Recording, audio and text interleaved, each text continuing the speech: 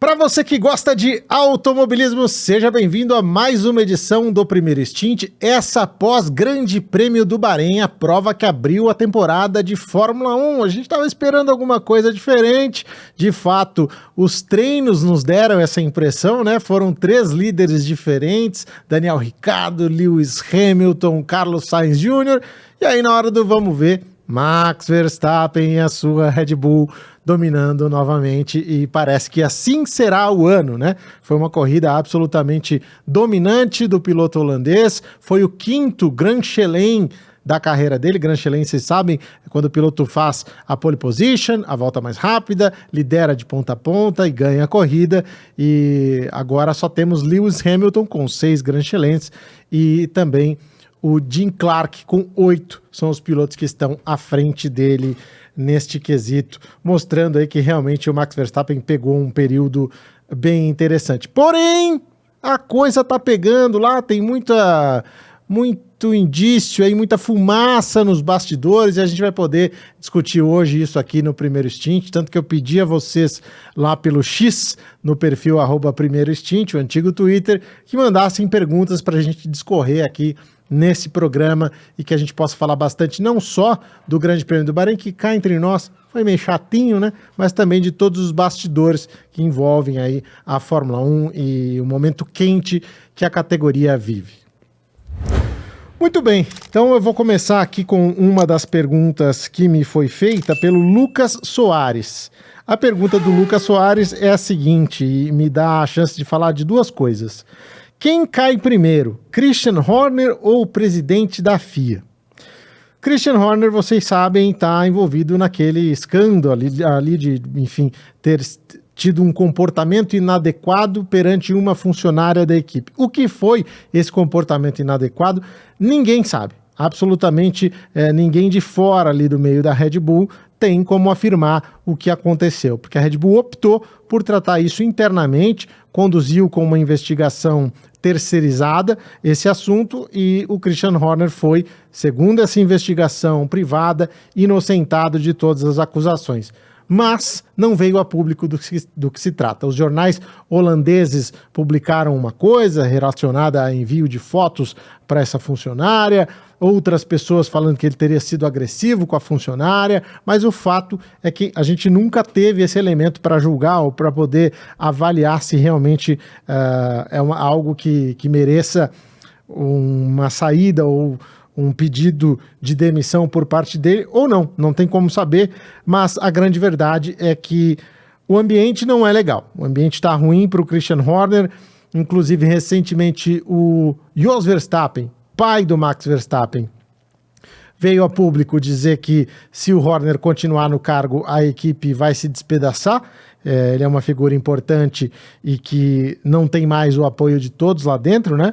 E quando é o pai do Verstappen falando, você automaticamente transfere isso também para o filho, porque afinal de contas o Max é um cara que tem o pai como ídolo e como o grande gerente da carreira dele, e por isso que fica essa interrogação e essa pergunta da permanência do Christian Horner. O que eu acho que vai acontecer, e aí eu já falo do presidente da FIA.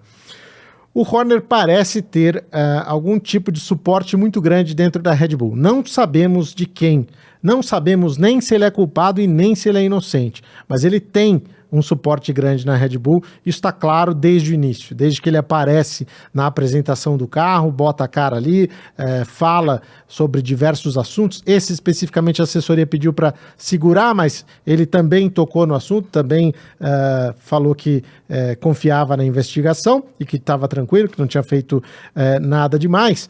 Então isso mostra que ele tem uma certa tranquilidade em relação ao tema.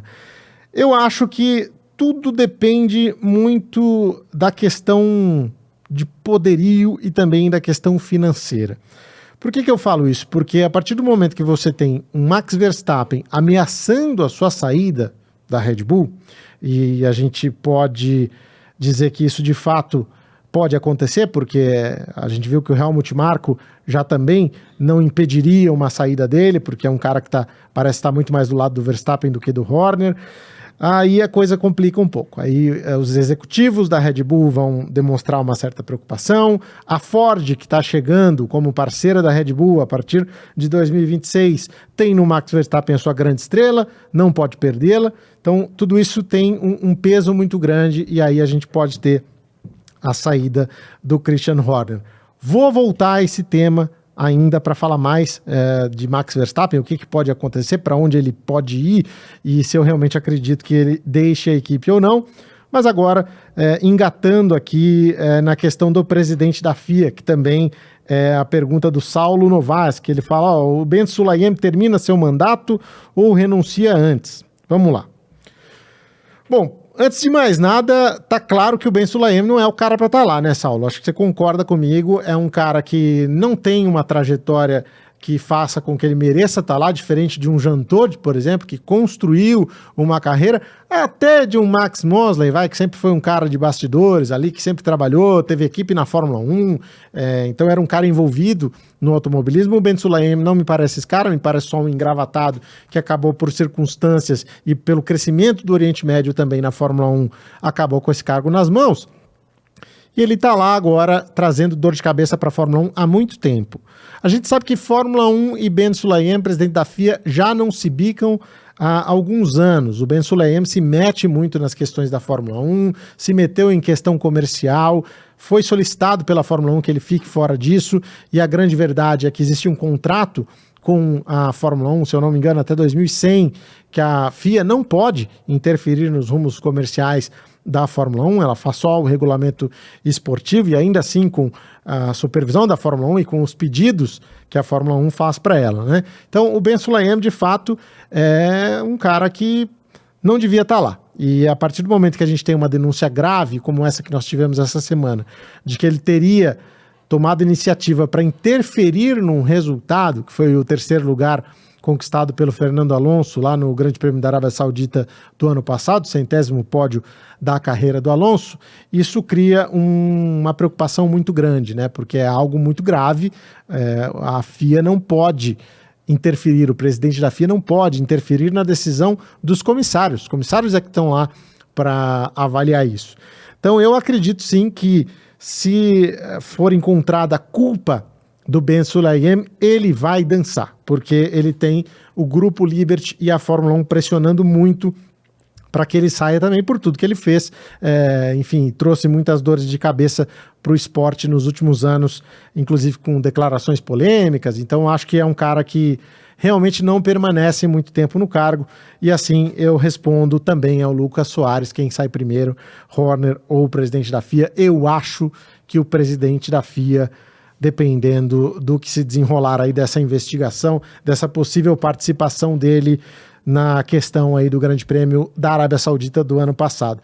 Tudo bem que presidente da FIA interferindo em resultado não é nada novo, né? Os mais velhos aí, os acima de 30, 40 anos, se lembram do Balestre interferindo bastante, né, no campeonato de 1989, com aquela decisão que favoreceu o Prost e que ele mesmo, depois, nos anos 90, antes de morrer, afinal de contas, depois de morrer não tinha como, né? Mas antes de morrer, ele fez a declaração de que realmente ele tinha agido para beneficiar o Prost naquele final de campeonato e acabou que o Ayrton Senna foi impedido de disputar o título de 89, que iria para a decisão na Austrália, mas com a vitória dele cassada em Suzuka, ele não teve essa possibilidade. Então, realmente, as coisas bem quentes, tanto no lado da FIA quanto no lado da Red Bull, e as cenas do próximo capítulo e dos próximos capítulos serão bem interessantes. Seguindo aqui com as perguntas que vocês mandaram, o Gabriel pergunta o seguinte, Checo Pérez, apesar de não ter ido muito bem no quali, fez um P2 seguro quase a corrida toda. Isso pode ser um sinal de que o carro da Red Bull pode estar ainda mais distante das outras equipes?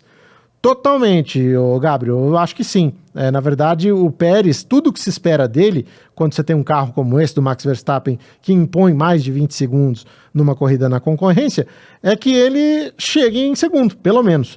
E, de fato, ele andou muito bem, conseguiu na corrida um bom resultado, apesar de não ter ido bem no quali, né, largado em quinto apenas.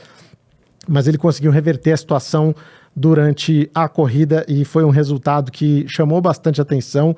E caso a Red Bull mantenha esse desempenho, caso a Red Bull tenha essa dominância por todo o campeonato, acredito que o Pérez vá sim conseguir bons resultados e acredito que vai voltar a vencer. Ele venceu na Arábia Saudita o ano passado, venceu no Azerbaijão e eu acredito que pode voltar a vencer, especialmente com esse domínio que tem o carro da Red Bull. O Anderson Caldas me pergunta o seguinte: sua aposta para o grid de 2025 e anos futuros, levando em consideração as recentes bombas na RBR. Max Verstappen sai da Red Bull para onde? Bom, tudo depende do andar da carruagem, né? Eu acho que a gente ainda precisa entender como é que o Max Verstappen está nessa situação toda. Ele tem contrato até 2028. Há informações de que existe uma cláusula de saída, assim como existia no contrato do Hamilton, que o Max também pode usar essa cláusula de saída e migrar para outro lugar. Eu acho que depende muito do decorrer aí das próximas semanas, das próximas notícias. A gente sabe que pelo menos há muita tensão e o pai do Jos Verstappen, como eu disse aqui, já deixou isso muito claro. Então acho possível que ele saia da Red Bull, sim. Se ele sair da Red Bull, seria para onde? É a pergunta aqui do Anderson. Para mim, eu acho que não tem, acho que é o no-brainer, né? Não precisa nem pensar. É Mercedes. A Mercedes tem uma vaga aberta, o Toto Wolff é um cara que sonhava com o Verstappen quando o Verstappen estava nas categorias de base, aí ele tomou uma atravessada da Red Bull porque ele não tinha vaga para o Verstappen. Na época, a Mercedes com seus dois pilotos titulares ali, o Rosberg e o Hamilton, e assim não tinha vaga para o Verstappen num futuro muito próximo, e a Red Bull chegou com uma vaga para a Fórmula 1. Falou, ó, assina aí, não queremos saber de nada, você senta no carro no ano que vem. E aí o Max Verstappen acabou optando pela Red Bull, no caso, na época, Toro Rosso, e não por um contrato de jovem talento da Mercedes, no que ele fez muito bem. Então, seria uma correção histórica aí por parte do Toto Wolff. Ele recuperaria um talento que ele deixou escapar lá atrás. E convenhamos, para a Mercedes não há outro nome. Então, se você pensa no mercado hoje, Alonso, Sainz, que seja o Ocon, que é um piloto também do próprio Toto Wolff, o Kimi Antonelli da Fórmula 2, não tem o que pensar. O Max Verstappen é superior a todos esses, ainda jovem, né, 26 anos de idade, tem muito para entregar, então seria a melhor escolha, sem dúvida alguma. Quem entraria no lugar dele na RBR? É outra pergunta que faz o Anderson Caldas. Estou falando da RBR porque foi a forma como ele escreveu, tá? Não tem problema nenhum falar Red Bull. Acho que aí a gente tem dois caras que crescem muito, né? Fernando Alonso é um cara que já namorou a Red Bull, já negociou com a Red Bull algumas vezes. E Carlos Sainz Jr. Carlos Sainz Jr. foi criado na Red Bull, foi companheiro do Max Verstappen lá em 2015 pela Toro Rosso, e foi um dos poucos caras que incomodou o Verstappen. E no fim, ele acabou saindo também da família Red Bull, simplesmente porque a Red Bull não tinha onde encaixá-lo. O Carlos Sainz foi crescendo, foi atraindo a atenção de outras equipes, atraiu a atenção da Renault, por exemplo, depois atraiu a atenção da McLaren, e a Red Bull não tinha como utilizá-lo e acabou liberando o Carlos Sainz para as outras equipes, né? Então, na verdade, eu acho que Fernando Alonso e Carlos Sainz Jr. seriam os dois grandes nomes para a Red Bull. Alguma chance para o Ricardo? Sim, alguma chance para o Ricardo, mas eu acho que aí depende muito do que ele fizer esse ano. E por enquanto a coisa não tá boa, né? Tomar pau do Tsunoda não é legal e acho que isso reduz um pouco as chances dele. Vamos falar um pouco sobre isso também mais à frente. Por fim, a última pergunta aqui do Anderson. Você acha que a Ferrari está arrependida de ter fechado com o Hamilton agora que estourou o Horner Gate e que, em consequência, pode liberar o Verstappen? Não acho que alguém se arrependa de fechar com o Hamilton só porque o Verstappen ficou disponível no mercado. São dois pilotos absolutamente gigantescos. Então, Hamilton, Alonso, Verstappen, para mim, é a definição do tanto faz. Se você pegou um dos três ali, você está muito bem colocado. Claro que o Verstappen mais jovem seria uma aposta de futuro mais interessante para uma equipe que pretende voltar ao topo, então teria mais tempo para brigar por títulos e para fazer a equipe crescer, mas o Hamilton também é um cara que já está absolutamente estabelecido e seria um grande nome para a Ferrari, sem dúvida alguma. Pergunta do Rodrigo Itu. Na sua opinião, Tsunoda estava certo em reclamar de ordem de equipe? E já que o Ricardo não conseguiu a ultrapassagem, não seria cordial da parte dele devolver a posição, mesmo não valendo ponto algum? Sim, meu caro Rodrigo, o Tsunoda estava certo de reclamar da ordem de equipe, porque ficou claro que que o Ricardo não tinha um ritmo tão superior ao dele, né? Era um ritmo normal. E tanto que ele passa pelo Tsunoda e não consegue a ultrapassagem. Então, de fato, acho que o Tsunoda estava certo em reclamar, talvez não da forma que fez, né? Talvez não jogando o carro para cima do companheiro de equipe, isso não está certo em lugar nenhum do mundo, mas de fato era o caso de reclamar sim, e o Ricardo deveria ter devolvido a posição, porém jamais devolveria se não fosse solicitado pela equipe a fazer isso.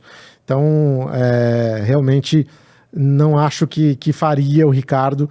E acho que a questão explodindo lá dentro da Racing Bulls pode ser prejudicial para ambos, né? O Tsunoda é um piloto que a Honda coloca lá e que não tem seu futuro muito garantido na equipe. Fala-se que o Tsunoda pode ir de alguma forma para a Aston Martin, né? Ou como reserva, ou a Aston Martin pode oferecer um outro lugar na Fórmula 1 para o Tsunoda também preparando para futuro, a pedido da Honda. E o Ricardo que sonha com a Red Bull, andando atrás do Tsunoda em qualifying e corrida, não fica legal. A gente sabe que isso pode cobrar um preço muito alto dele, né? O Ricardo está numa posição difícil, como a Mariana Becker disse numa das nossas transmissões. Se o Ricardo anda na frente do Tsunoda, é só o Tsunoda. Se o Ricardo anda atrás do Tsunoda, puxa, tá andando atrás do Tsunoda. Então é realmente um problema sério aí que o Ricardo tem a enfrentar, então ele tende a arrebentar esse ano se ele quiser ter qualquer chance na Red Bull. O Kleber pergunta o seguinte: se o Alonso for para a Mercedes em 2025, o Drugovich assume ou terá concorrente? Olha, Kleber, e aí eu uso a Red Bull também aqui, né? Se o Alonso sair da Aston Martin de alguma forma, Drugovich assume? Acho que não. Acho que o Drugovich poderia assumir se houvesse uma segunda vaga na Aston Martin. Se o Stroll, sei lá, resolveu se aposentar, curtir a vida e largou essa vaga lá. Aí sim, aí acho que poderia ter o Drugovich. Mas para essa primeira vaga, para a vaga de um piloto que vai liderar a equipe, eu honestamente acho que não. Eu acho que a equipe procuraria um outro talento, um outro piloto, talvez até trouxesse o Pérez de volta, que é um piloto experiente que pode ajudar no crescimento da equipe, mas não iria para o caminho de um novato, não. Acho que para mim as chances do Drugovich estão nas equipes menores, né? A gente tem aí para o ano que vem 13 vagas abertas, e eu acho que principalmente ali Williams, Haas, são equipes em que o o Drugovich pode tentar se encaixar. O Pietro, infelizmente, apesar de continuar na Haas, não é uma opção para futuro. Ele está focado agora na Fórmula Indy. Vamos lá, o JV Beats pergunta aqui: com todos esses rumores do Verstappen na Mercedes, será que sobraria lugar para algum brasileiro no grid? Acho que depende muito do que acontecer lá atrás, né, nas equipes de fundo de grid. Aí sim a gente pode ter, como eu respondi aqui aos nossos amigos, ao Kleber. O Diogo pergunta assim: você acha possível um sistema similar ao BOP, o Balance of Performance, do WEC, na Fórmula 1, como tentativa de deixar o grid mais próximo? Fiquei com isso na cabeça ontem, depois de ter revisto as duas corridas. Sim, Diogo, eu acho que poderia haver um sistema eventualmente de peso, que pudesse controlar quando uma equipe salta tão à frente assim das outras. A verdade é que quando você tem um campeonato multimarcas, você quer sempre que as marcas desenvolvam, busquem resultados e possam aí trabalhar em busca de resultados, em busca de inovação. A Fórmula 1 sempre foi assim, né? Não por acaso ela trouxe tanta coisa, tanta modernidade, como o câmbio semiautomático, enfim, diversas inovações que só chegaram na Fórmula 1 porque as equipes precisavam ganhar performance e só foram para as ruas porque um dia estiveram na Fórmula 1. Então eu acho que a Fórmula 1 precisa manter isso, claro, mas tomar um cuidado. Se você tem uma equipe que anda um segundo melhor que a outra, que muita gente diz que é o que a Red Bull tem, embora ela não tenha entregado isso na primeira corrida, né? Ela tenha ficado ali cerca de 3 décimos à frente das demais, eu acho que você pode pensar em peso para os primeiros colocados, o chamado lastro de sucesso, acho que funcionaria, seria interessante, e eu honestamente acho que no modelo atual da Fórmula 1, ela não suporta outra sequência que a gente tenha de domínio como a gente teve com a Mercedes. Agora chega a vez da Red Bull, todo mundo diz, mas a Mercedes dominou, deixa a Red Bull dominar também.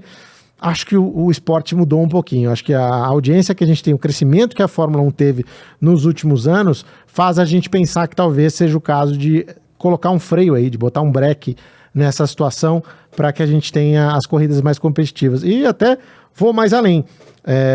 A gente tem, o ano que vem, de 2025, as equipes muito focadas no planejamento de 26.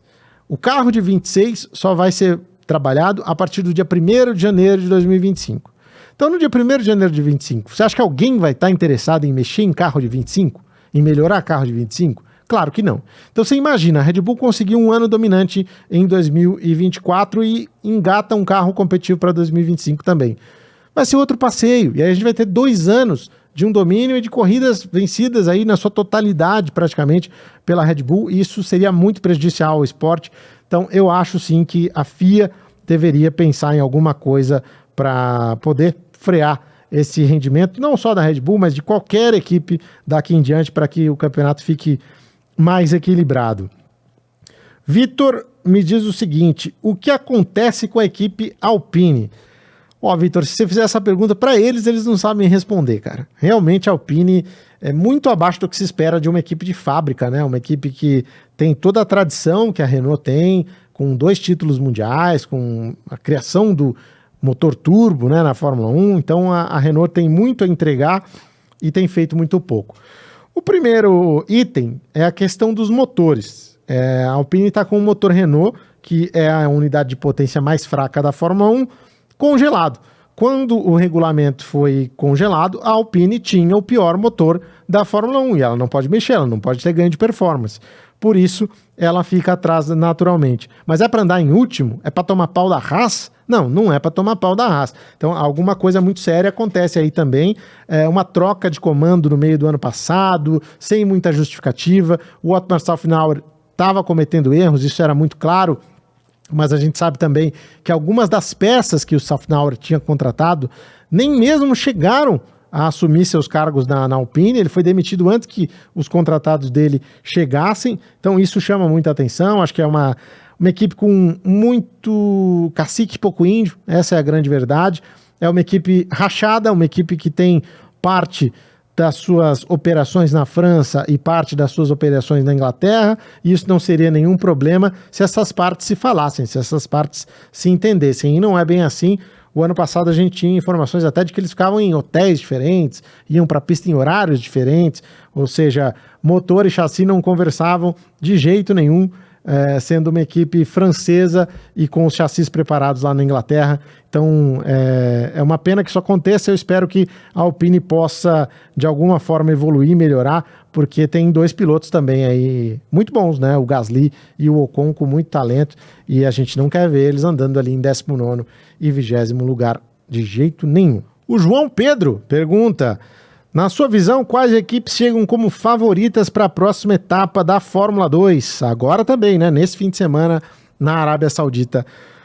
Olha, João, é difícil falar, porque a Fórmula 2 ela é uma categoria muito competitiva, com carros praticamente iguais, né? São os mesmos chassis, as equipes têm apenas o material humano ali de diferente para trabalhar, e acima de tudo é um carro novo.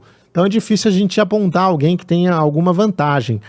O que dá para a gente avaliar o que aconteceu nesse último fim de semana. E nesse último fim de semana, a Prema, que é a verdadeiro bicho-papão da categoria, né? A categoria tem a Prema como a sua principal equipe. A Prema não apresentou os resultados que a gente esperava, nem com o Berman, nem com o Kimi Antonelli. Então a Prema está um pouco atrás no desenvolvimento do carro. Vamos ver se no GP da Arábia Saudita ela continua tão mal ou se ela consegue dar um salto de qualidade. A Rodin começou bem o ano, né, com o Zane Maloney ganhando as 2 corridas, e acho que finalmente ela se encontrou com esse novo carro. Muita gente criticou bastante o Enzo Fittipaldi o ano passado pela então Carlin, que é a atual Rodin. Mas a verdade é que eles tinham um problema sério aí de aquecimento de pneus, demorava muito para ganhar temperatura, e tanto o Enzo quanto o Maloney sofreram demais nessa temporada que passou. E agora a Rodin Carlin, que não é mais Carlin, agora apenas Rodin, está muito melhor posicionada, tanto que venceu as 2 corridas aí com o Zane Maloney. Acho que a gente pode apostar em um bom resultado também da Invicta, a equipe do Gabriel Bortoleto. Não se faz primeira fila com os 2 carros por acaso na Fórmula 2, e ela conseguiu, né? Conseguiu a pole do Kushmaini, que infelizmente para ele depois foi desclassificado, e o Gabriel Bortoleto em segundo, mas acho que é uma equipe que a gente pode observar com bastante atenção, que vem forte também. E aqui nas minhas anotações, eu acho que a Hi-Tech também apresentou um resultado interessante, uma performance interessante nesse fim de semana. Estou curioso para ver como é que vai ficar essa questão nas próximas semanas, nas próximas etapas, tá bem? Bom, pessoal, vem aí o Grande Prêmio da Arábia Saudita, hein? Neste fim de semana, você vai acompanhar tudo na tela do Band Esportes, nós estaremos lá, com transmissão também de F1 Academy, com transmissão de Fórmula 2, e você pode acompanhar tudo com a gente, pode mandar suas mensagens lá na nossa hashtag, e a gente vai fazer esse fim de semana juntos. Lembrando a você, é na quinta-feira, tá? Começam os treinos na quinta-feira, depois mais treinos e classificação na sexta, e aí depois a corrida da Fórmula 1 no sábado. Isso por conta do Ramadã, o mês sagrado dos muçulmanos, tendo início no dia 10, portanto a corrida antecipada em um dia 9, sábado, portanto, o Grande Prêmio da Arábia Saudita. Confesso que eu gostei dessa mudança nesse último fim de semana, o domingo ficou mais tranquilo para a gente descansar. Tem Porsche Cup também esse fim de semana, você vai se ligar na tela da Band, a gente vai estar acompanhando a prova de abertura do campeonato lá em Goiânia e trazendo tudo para você, tá bom? É isso, se você tiver mais alguma pergunta, mais alguma dúvida, deixa aí nos comentários e a gente vai se falando, tá bom? Não se esqueça de deixar o seu like, isso é muito importante para continuar movimentando o canal e atrair cada vez mais fãs de velocidade aqui para o nosso papo. Também inscreva-se no canal, a gente está crescendo cada vez mais graças ao apoio de vocês e a sua inscrição é fundamental, tá bom? Da minha parte, um grande abraço e até a próxima. Tchau!